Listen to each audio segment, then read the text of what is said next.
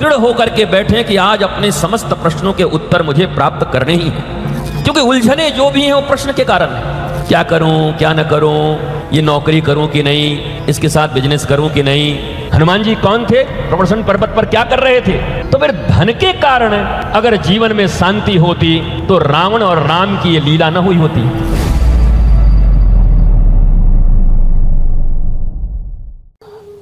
जिन विचारों से हम घिरे रहते हैं वैसे ही कर्म हमारे द्वारा संपादित होते हैं। इसलिए हमारे धर्मशास्त्रों में संग का बहुत महत्व कहा गया। दुर्योधन शकुनी का संग पा करके और कैकेयी मंथरा का संग पा करके ईश्वर के साथ भी, भगवान के साथ भी मैं कहूं तो विश्वसनीय न रह सके, उनके विरोधी होकर बैठ गए। इसलिए जो समितियां हैं, ये जो संगठन है, इनके एक साधारण सदस्य बनने का भी लाभ क्या है? तो हम ऐसे लोगों के बीच उठते बैठते हैं जहां हरि की चर्चा होती है, जहां मानवीय जीवन को सार्थक करने की चर्चा होती है। और आप सब जानते हैं कि बाटन वारे को लगे ज्यों मेहंदी का रंग। जो ऐसे संग में रहता है धीरे धीरे उसे भी सत्कर्मों का रंग लग ही जाता है। कथा का उद्देश्य मनुष्य का हृदय परिवर्तन है। साधारण अभावों को दूर कर देना, यह तो मनुष्यों के भीतर और तंत्र के भीतर ही शक्ति है। ये जो सिस्टम है आपके देश का, किसी समाज का, अगर आप अस्वस्थ हैं तो डॉक्टर मौजूद हैं, चिकित्सा प्रणाली है, औषधियां हैं। पढ़ने की इच्छा है तो स्कूल हैं। कहीं कोई कानूनी सहायता की आवश्यकता है तो वकील हैं, कोर्ट हैं। सामान चाहिए तो व्यापारी बैठे हैं जगह जगह आपको देने के लिए।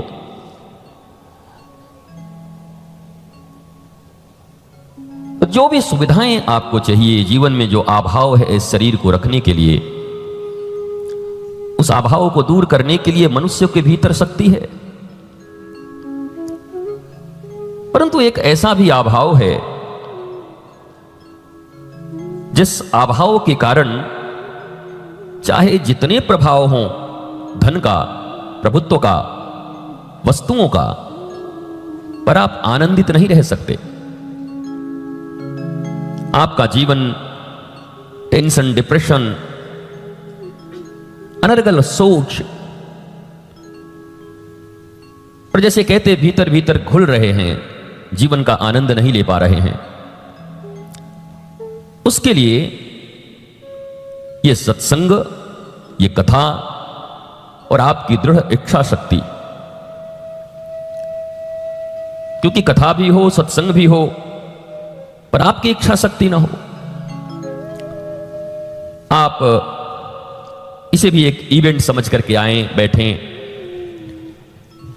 घूमते रहें, व्यस्त रहें और फिर अस्त व्यस्त होकर के जीते रहें।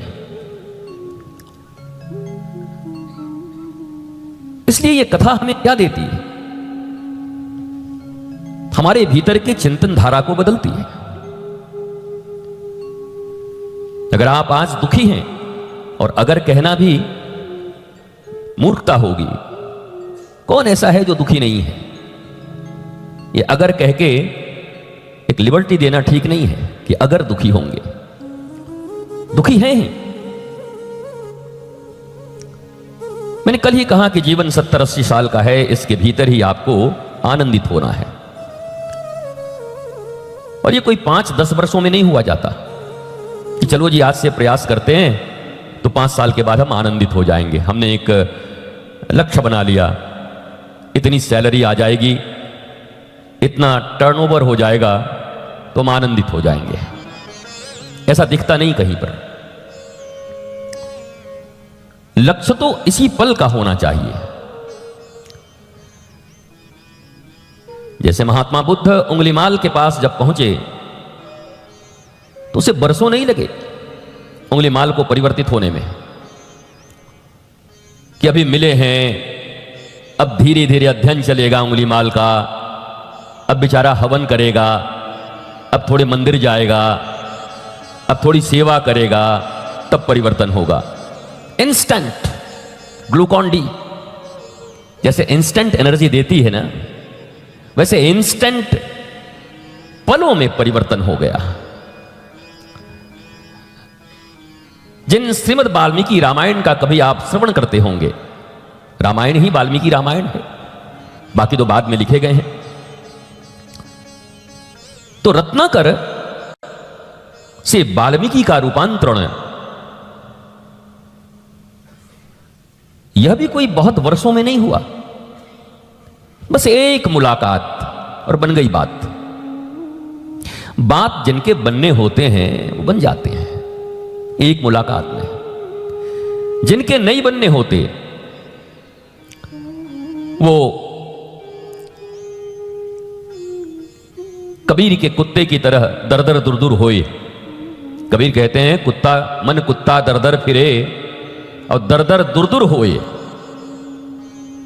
उनकी बात नहीं बनते, वो दर दर पे भटकते रहते, कहीं अटकते रहते।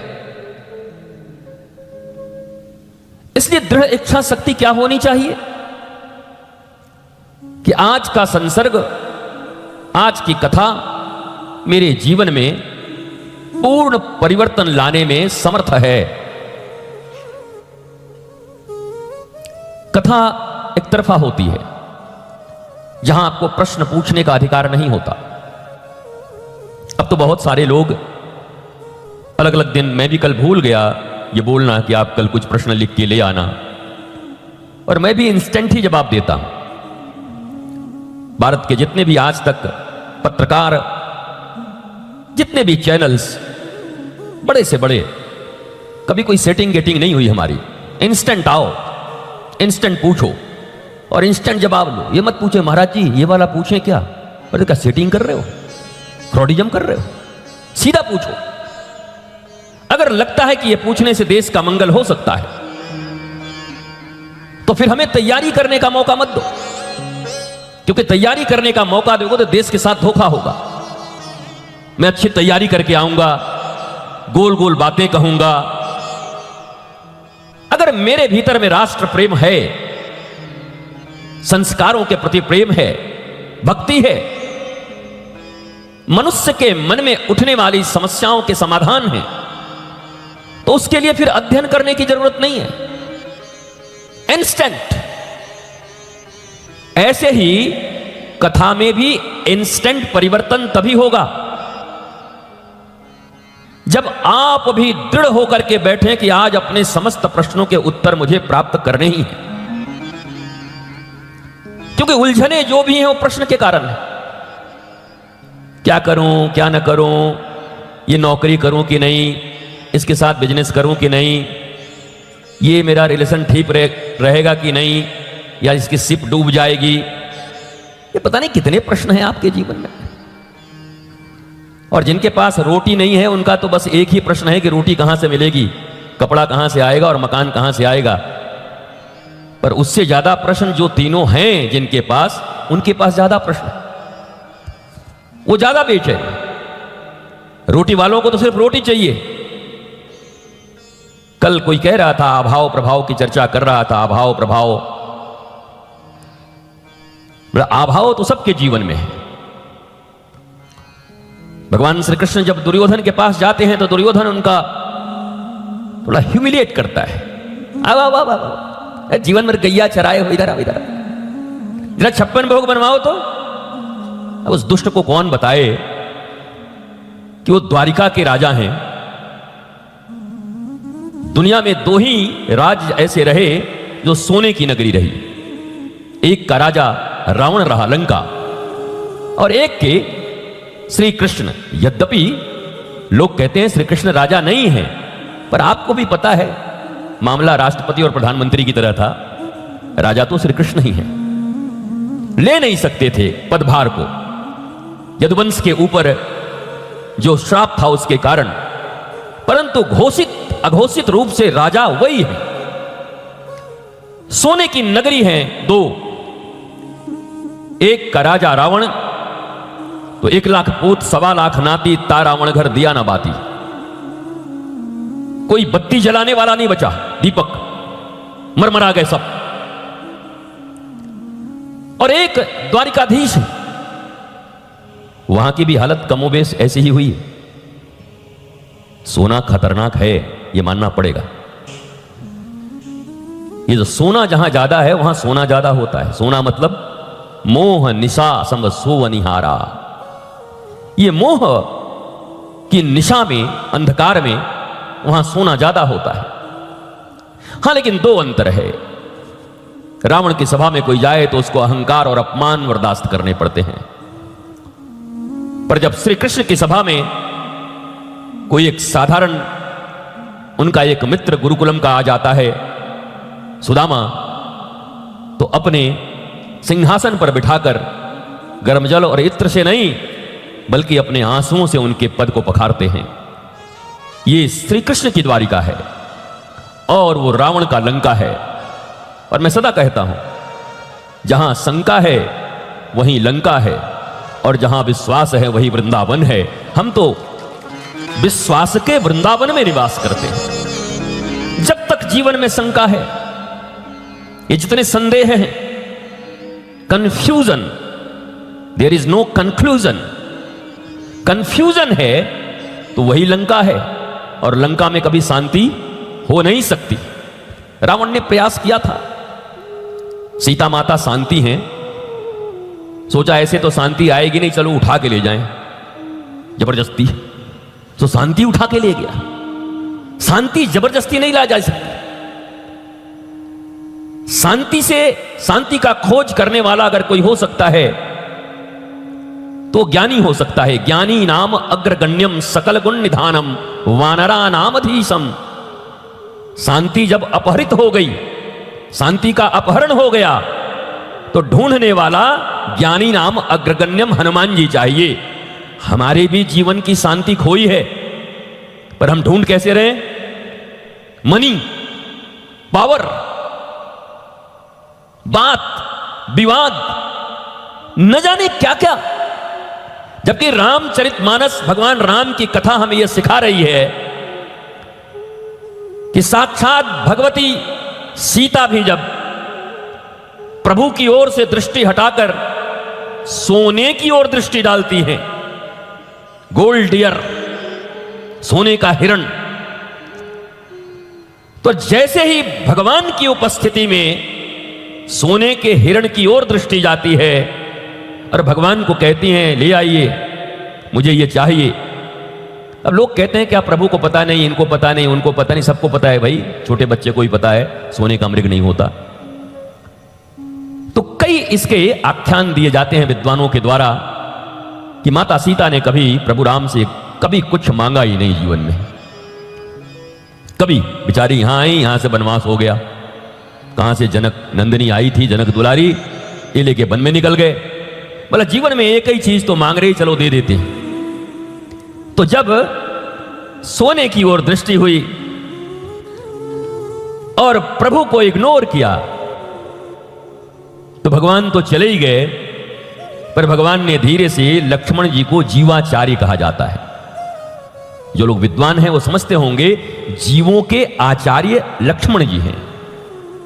तो जीवाचार्य लक्ष्मण जी की ओर इशारा करके कहा कि मैं तो जा रहा हूं, पर हे लक्ष्मण, हे आचार्य, हे गुरुदेव, प्रभु को तो ये विदा कर रही हैं सोने के लिए, संपत्ति चाहिए, धन चाहिए, तो भगवान जाएं दूर, जाओ ले आओ। भगवान लक्ष्य नहीं है, ईश्वर लक्ष्य नहीं है। ईश्वर हमारे लिए ऑटो रिक्शा है, हम उन पे बैठ करके कहीं और जाना चाहते हैं, हम उनके द्वारा कुछ पाना चाहते हैं। और मनुष्यों का दुर्भाग्य यही है जो आपके साध्य होने चाहिए थे उनको आपने साधन बना लिया। आपने रिक्शा बना लिया। मंदिर आप क्यों खड़े हो? गुरुद्वारे आप क्यों जा रहे हो? साधुओं के द्वार पर आप क्यों जा रहे हो? संतों के यहां क्यों भटक रहे हो? कितने लोग हैं जो भक्ति के लिए भटक रहे हैं? कितने लोग हैं जो ज्ञान के लिए जा रहे हैं?